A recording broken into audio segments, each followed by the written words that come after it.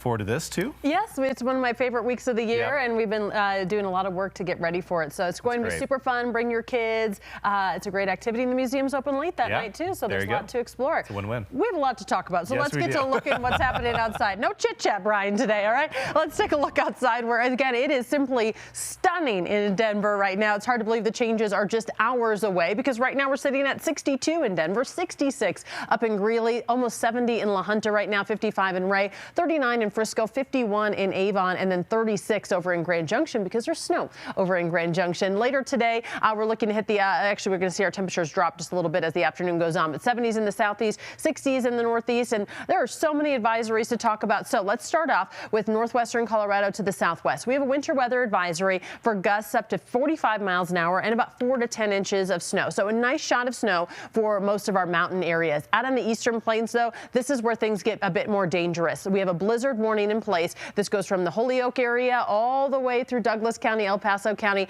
and then out towards the eastern plains. Gusts up to 70 miles an hour. The Palmer Divide could see 4 to 10 inches of snow. Most of eastern Colorado could see 2 to 10 inches of snow. Now, some of that snow is actually going to be tough to measure because we're also expecting gusts up to 70 miles an hour. So that means there's going to be very low visibility, less than a quarter of a mile visibility at times. So really tough for our friends out of the eastern plains and into Douglas County as well. Really tough morning, really tough night and early morning tomorrow. And then a lot of the snow shifts out to the eastern plains early tomorrow morning. We also have winter storm watches for parts of eastern Colorado with up to about 4 inches of snow. So not a ton there, and calmer winds a little bit more to the south. We also have a winter storm warning in place for the Front Range Mountains and down into Teller County for about 2 to 14 inches of snow. So heavier snowfall for those Front Range Mountains. Now, Denver, you might be thinking, well, what are we getting? We're not expecting a ton in the Denver area. Really, for us, trace to about 3 inches of snow. The heaviest stuff is down to the south and then out on the eastern plains. And again, even parts of the Front Range Mountains, some of the models are even showing upwards